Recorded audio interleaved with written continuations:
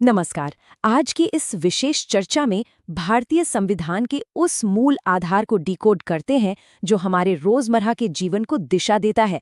हमारे मूल अधिकार यानी फंडामेंटल राइट्स। ये सिर्फ किताबी बातें नहीं है, ये इस बात का गहराई से किया गया विश्लेषण है कि ये सिस्टम असल में कैसे काम करता है और समय के साथ कैसे खुद को अपग्रेड करता है।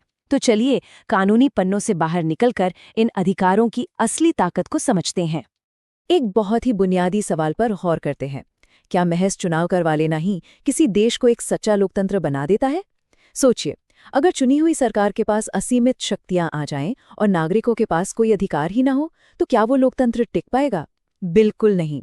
जब तक नागरिकों को उनके विकास और सुरक्षा के लिए कुछ ठोस मूलभूत अधिकार नहीं मिलते, कोई भी लोकतांत्रिक ढांचा खड़ा नहीं रह सकता। इन्हीं अधिकारों की गारंटी एक सफल और जीवंत लोकतंत्र की असली पहचान है। आज के इस विश्लेषण का रोड मैप कुछ इस तरह होगा। पहला, लोकतंत्र को अधिकारों की जरूरत आखिर है क्यों? दूसरा, भारत का मैग्ना कार्टा। तीसरा, राज्य यानी स्टेट की परिभाषा। चौथा, एक डू नॉट क्रॉस सीमा रेखा। पांचवां, समानता का अधिकार। और अंत में छठा, जब समानता के कुछ जरूरी अपवाद सामने आते हैं। हमारी यह चर्चा एक अमूर्त दार्शनिक विचार से शुरू होकर सीधे एकदम ठोस कानूनी कार्यप्रणाली तक जाएगी। तो चलिए पहले हिस्से की तरफ बढ़ते हैं। लोकतंत्र को अधिकारों की आवश्यकता क्यों है, यानी स्वतंत्रता की असली नींव। सबसे पहले ये समझना बहुत जरूरी है कि आखिर किसी भी इंसान को अधिकार दिए ही क्यों जाते हैं। इसके पीछे का मुख्य दर्शन या फिलॉसफी क्या है? दिलचस्प बात यह है कि ये मूल अधिकार सिर्फ कुछ भारी भरकम कानूनी शब्द नहीं हैं। ये किसी भी इंसान के संपूर्ण विकास यानी उसके भौतिक, बौद्धिक, नैतिक और आध्यात्मिक विकास के लिए बिल्कुल ऑक्सीजन की तरह काम करते हैं। इनका सबसे बड़ा लक्ष्य देश में एक राजनीतिक लोकतंत्र स्थापित करना है। सरल शब्दों में कहें तो एक व्यक्ति, एक वोट, एक मूल्य। इसके अलावा ये अधिकार इस बात की भी पक्की गारंटी देते हैं कि देश में कुछ खास लोगों की नहीं बल्कि कानूनों की सरकार हो, ताकि कोई भी इंसान, चाहे वो कितने भी ऊंचे पद पर क्यों न बैठा हो, कभी भी संविधान से ऊपर न हो सके। अब आते हैं दूसरे भाग पर, भारत का मैग्ना कार्टा यानी संविधान का भाग 3।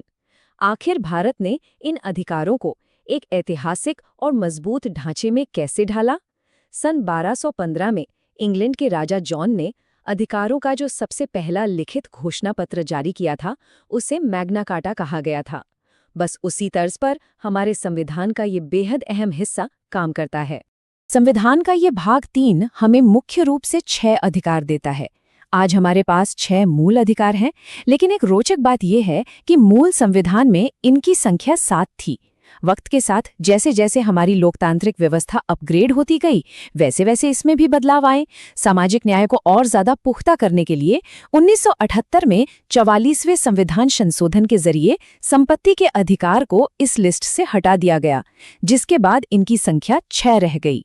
ये सिस्टम का एक बहुत ही जरूरी अपग्रेड था। तीसरा हिस्सा है राज्य की परिभाषा। सत्ता आखिर किसके पास है? थोड़ा और गहराई में जाएं तो ये समझना होगा कि ये मूल अधिकार हमें राज्य के खिलाफ सुरक्षा देते हैं। लेकिन ये राज्य है कौन? संविधान का अनुच्छेद 12 इसे बिल्कुल साफ साफ समझाता है। सबसे अहम बात यह है कि राज्य का मतलब सिर्फ प्रधानमंत्री या राष्ट्रपति भवन नहीं है। ये एक बहुत बड़ा और विस्तृत जाल है। इसमें केंद्र और राज्य सरकारों, संसद और विधानमंडलों के साथ साथ हमारी स्थानीय पंचायतें और नगर पालिकाएं भी शामिल हैं। और तो और LIC और ONGC जैसे प्राधिकरण या कोई भी प्राइवेट संस्था जो सरकार के साथ मिलकर काम कर रही है, वो भी इसी राज्य की परिभाषा में आती है। यानी ये सब संवैधानिक निगरानी के सख्त दायरे में हैं। आगे बढ़ते हैं चौथे भाग की ओर। डू नॉट क्रॉस यानी एक ऐसी लक्ष्मण रेखा जो अनुच्छेद 13 खींचता है। राज्य की परिभाषा समझने के बाद अब बात आती है उस परम सुरक्षा कवच की। ये अनुच्छेद 13 असल में सरकार पे एक बहुत बड़ा नकारात्मक दायित्व या नेगेटिव ऑब्लिगेशन डालता है।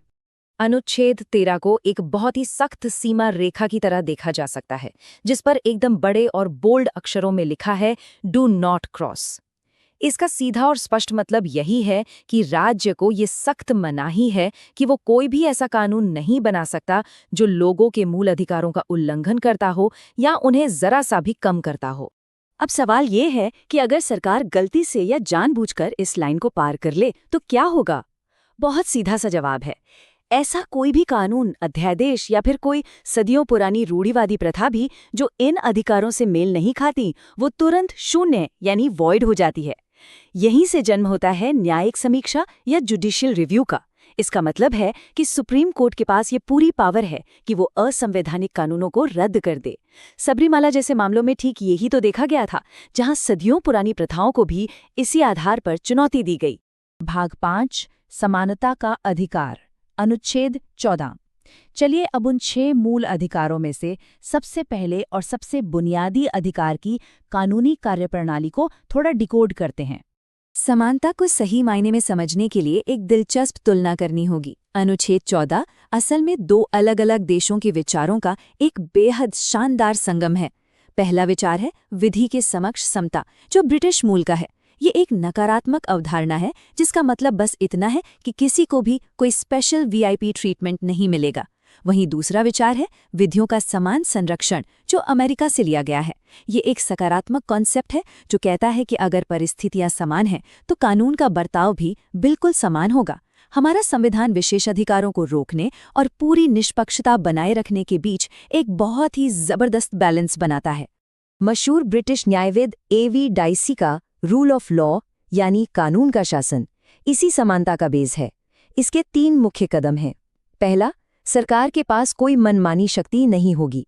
दूसरा, चाहे कोई दिहाड़ी मजदूर हो या देश का सबसे बड़ा पद संभालने वाला व्यक्ति, कानून के सामने सब एक बराबर हैं। और तीसरा, जो भारत के मामले में थोड़ा अलग है, यहाँ हमारा संविधान ही व्यक्तिगत अधिकारों का इकलौता स्रोत है।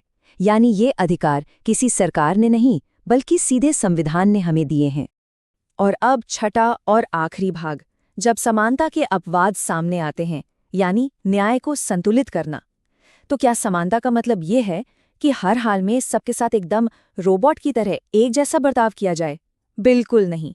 यही ये समझना बहुत जरूरी हो जाता है कि आखिर क्यों पूर्ण समानता को कभी-कभी सामाजिक न्याय के लिए थोड़ी जगह देनी पड़ती है। ये भी हमारे सिस्टम का एक बहुत जरूरी अपग्रेड है। पूर्ण समानता के साथ साथ ये ढांचा कुछ बहुत ही तार्किक अपवाद भी देता है। अनुच्छेद 15 भेदभाव को रोकता है, लेकिन केवल धर्म, जाति या लिंग के आधार पर।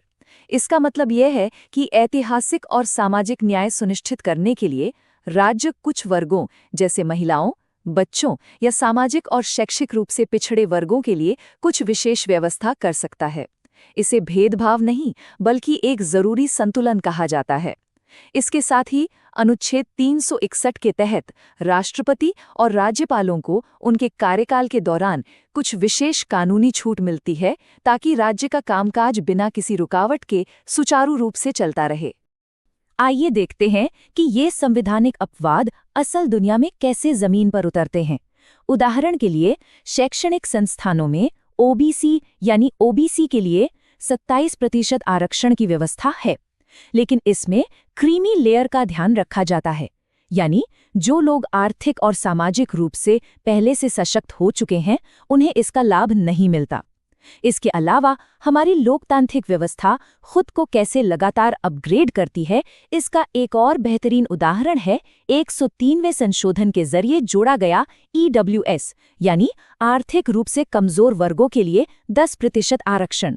ये साफ दिखाता है कि न्याय की परिभाषा कोई रुकी हुई चीज नहीं है, ये समय की जरूरतों के साथ खुद को विकसित करती है। इस पूरी चर्चा के आखिर में एक बहुत ही गहरा सवाल उभर कर सामने आता है। एक तरफ कानून कहता है कि हम सब पूरी तरह से समान हैं, और वहीं दूसरी तरफ समाज की ये मांग है कि जो लोग इतिहास की रेस में पीछे छूट गए उन्हें आगे लाने के लिए एक विशेष सहारे की जरूरत है। ऐसे में एक आधुनिक समाज इन दोनों विचारों यानी पूर्ण समानता और सामाजिक न्याय के बीच ये गतिशील और नाजुक संतुलन आखिर कैसे बनाए रखता है, इस बात पर गहराई से विचार किया जाना चाहिए। अधिकारों का ये पूरा ढांचा सिर्फ एक किताब में दर्ज नहीं है, ये लगातार जिंदा है और अपग्रेड हो रहा है।